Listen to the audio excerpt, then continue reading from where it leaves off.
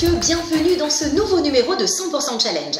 Aujourd'hui, notre reportage nous conduit dans les coulisses d'un hôtel prestigieux du nord-est de Maurice et au centre de l'île dans les laboratoires de la branche mauricienne du groupe SGS, le leader mondial de l'analyse, la certification et l'inspection.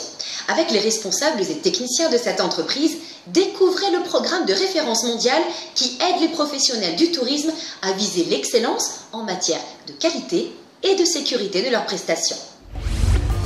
Pilier de l'économie mauricienne et de son industrie touristique, l'hôtellerie de luxe, afin de poursuivre son développement, s'efforce de fournir à ses hôtes un service irréprochable. De nos jours, pour répondre aux nouvelles attentes des clients, qui sont beaucoup plus centrés sur tout ce qui est la santé, le bien-être, ils sont très conscients de la propreté, ils sont très conscients de l'hygiène et on est obligé de changer nos méthodes pour répondre à ces attentes. Et pour un hôtel de notre standing, pour un hôtel 5 étoiles, c'est important pour nous de pouvoir montrer à ses clients qui nous sommes et de montrer que nous faisons vraiment un travail rigoureux. En interne, c'est très important qu'on a une équipe qui fait un travail continuellement, tous les jours, et un travail c'est un travail de rigueur. Mais en plus de ça, on fait appel à une société extérieure qui vient un peu de manière inopinée pour nous auditer et pour nous dire, écoutez, ça c'est bien, ça c'est pas bien, ça il faut améliorer. Et c'est comme ça qu'on s'améliore et qu'on puisse garder une constance et qu'on puisse garder un standard de qualité exceptionnel. Pour mener à bien cette mission dans tous ces établissements, le groupe Lux a recours aux expertises de SGS, la branche locale du leader mondial de l'inspection, la vérification, l'analyse et la certification. SGS Mauritius déploie une panoplie de services adaptés. Des audits accompagnés d'analyses ainsi que de programmes de formation et de certification sont regroupés au sein du package Hospitality Excellence Programme. C'est un programme qui est fait selon une fréquence déterminée avec l'hôtelier et l'auditeur arrive de manière inopinée afin de donner une image la plus vraie possible au management de l'hôtel pour que celui-ci soit conscient d'éventuels risques qu'il pourrait y avoir et qu'il prenne les mesures nécessaires pour maîtriser ces risques. La clientèle qui voyage, à Maurice par exemple, vient principalement d'Europe. Donc ces clients sont habitués à ces standards. Aussi, les tours opérateurs qui envoient les clients ici sont des tours opérateurs aujourd'hui toujours essentiellement européens. Et pour eux, ils ont besoin de s'assurer que ces normes soient respectées. Donc, nos checklists sont basées sur ces normes-là pour rassurer d'une part le tour opérateur pour lequel on peut travailler derrière la scène ou pour l'hôtelier lui-même localement pour qu'il puisse petit à petit s'aligner à ces standards. La base, c'est que la réglementation locale soit couverte, mais ce qu'on appelle le best practice, on va le retrouver par rapport à ces standards internationaux. Ces normes concernent d'abord la qualité de l'eau. Chaque mois, on vient ici pour faire des prélèvements pour voir la qualité d'eau d'une piscine. En même temps, on fait des tests on-site, comme le pH, le taux de chlore, et le taux de cyanure et la température. En plus de ça, on prélève des échantillons pour faire des tests plus poussés au labo. La plupart des hôtels, il y a des piscines. À ce moment-là, on doit assurer les clients que l'eau de piscine, c'est très bon. L'eau des piscines n'est pas la seule à faire l'objet d'analyse. Elle concerne aussi le précieux liquide qui coule dans les spas et les salles de bain des chambres. Le but de ces analyses est d'assurer une bonne qualité de la piscine, de son environnement, d'éviter la formation de calcaire qui peut bloquer les filtres à la longue et de s'assurer que les clients ont un environnement sain pour nager, pour profiter de leurs vacances et éviter des infections aux yeux, aux oreilles et à la peau. Ces analyses se font au laboratoire par des techniciens spécialisés par des méthodes traditionnelles, mais récemment on a acheté un équipement automatisé qui nous permet d'analyser plusieurs échantillons pour plusieurs paramètres en quelques heures. On a aussi un logiciel automatisé, encore une fois, qui nous permet d'émettre les rapports rapidement en sécurisant les données. La sécurité alimentaire compte parmi les points sensibles de la prestation. On a un contrat avec l'hôtel. En fait, ils savent qu'on va être là, mais ils ne savent pas quand est-ce qu'on est là. On arrive le matin, c'est quand on est au gate qu'ils savent que la SGS est là. Donc, ensuite, on arrive au buffet. Normalement, on commence par le buffet. On va vérifier tout ce qui est température, l'état de propreté, l'hygiène du personnel, l'entreposage des produits. Et ensuite, on prend un échantillon d'un aliment. Après le buffet, on va en cuisine.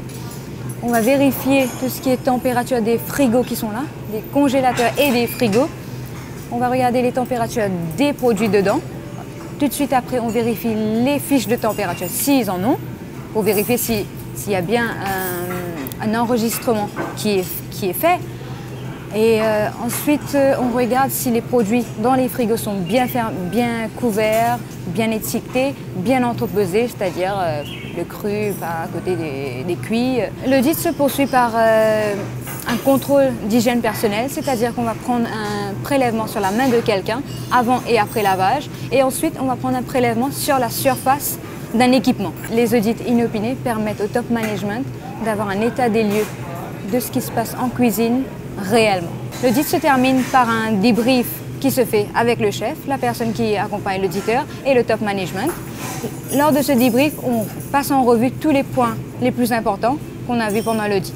Comme pour l'eau, les prélèvements de la partie alimentaire sont ensuite transmis pour traitement aux techniciens mauriciens de SGS basés à Phoenix. Une fois les échantillons reçus en laboratoire, donc les échantillons vont être homogénéisés. Par la suite, ils subiront des étapes de dilution. Après la dilution, il y a des étapes d'ensemencement. Donc chaque bactérie a besoin d'un milieu de culture très spécifique et elles vont aussi croître à des températures très spécifiques. Nous leur fournissons toutes ces conditions. Après un délai notamment établi dans les méthodes, nous aurons la pousse des bactéries. Ces bactéries vont être identifiées pour qu'on sache s'il y a par exemple présence de salmonelle ou absence. La salmonelle et la légionelle, ce sont des bactéries qui doivent obligatoirement être absentes des échantillons que nous analysons. Par contre, il existe des bactéries telles que les coliformes où il y a un certain seuil qui est toléré.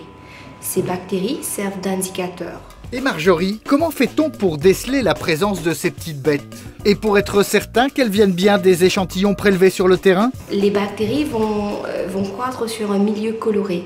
Donc les colonies seront par exemple noires et par la suite, ces colonies noires vont être purifiées sur une autre gélose et par la suite, nous allons faire des essais biochimiques. Donc il y aura, suite à l'essai biochimique, un logiciel informatique va nous permettre d'identifier la souche de bactéries. De ce fait, qu'on peut établir le résultat. L'ensemble des essais sont réalisés dans des laboratoires accrédités 17025. La norme ISO 17025 établit la compétence des laboratoires pour effectuer des essais en utilisant des méthodes normalisées, des méthodes non normalisées et des méthodes développées en interne. Ceci garantit l'émission de données fiables et traçables. Les savoir-faire mis en œuvre par les équipes mauriciennes de SGS au service d'une destination touristique reconnue mondialement ont désormais un caractère exemplaire. En voyant ce que nous avons développé à Maurice, donc depuis janvier 2013, le groupe SGS a décidé de se mettre les moyens d'avoir ce qu'on appelle un Strategic Business Unit, Travel et Hospitality au niveau global, afin donc d'harmoniser les services que nous offrons au secteur globalement. Et c'est vrai que c'est certains programmes que nous faisons avec les hôteliers mauriciens qui ont inspiré d'autres programmes pour d'autres affiliés et aussi par rapport à des contrats cadres que nous avons aujourd'hui avec que ce soit des chaînes internationales ou des tour opérateurs de renom.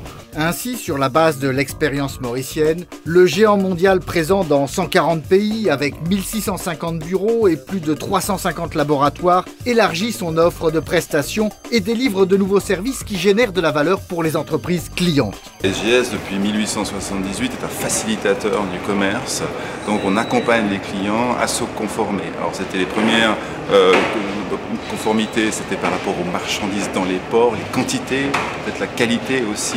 Et au début, c'était surtout les quantités. Ensuite, on a évolué évidemment de tous les secteurs de l'industrie, et en particulier ici, puisqu'on parle du secteur de l'industrie hôtelière, il s'agit de se conformer aux meilleures pratiques internationales, aux standards internationaux tels que sont les ISO 9001, mais également à des contrôles en laboratoire qui sont eux-mêmes accrédités, reconnus internationalement.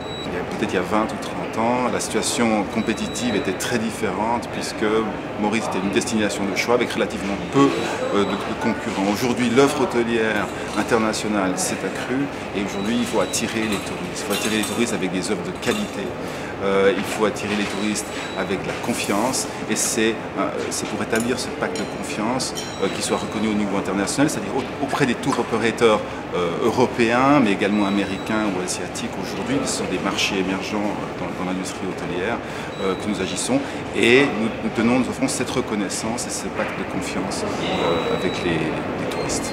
Du coup, cette confiance et cette reconnaissance ne sont plus seulement fondées sur la perception des clients, mais aussi certifiées par un organisme indépendant. D'où pour les entreprises qui s'engagent dans cet effort de normalisation de leurs procédures, une forte réduction du risque opérationnel. Ce qui est un avantage pour tous, et surtout, dans le domaine du luxe, ça n'en est pas un.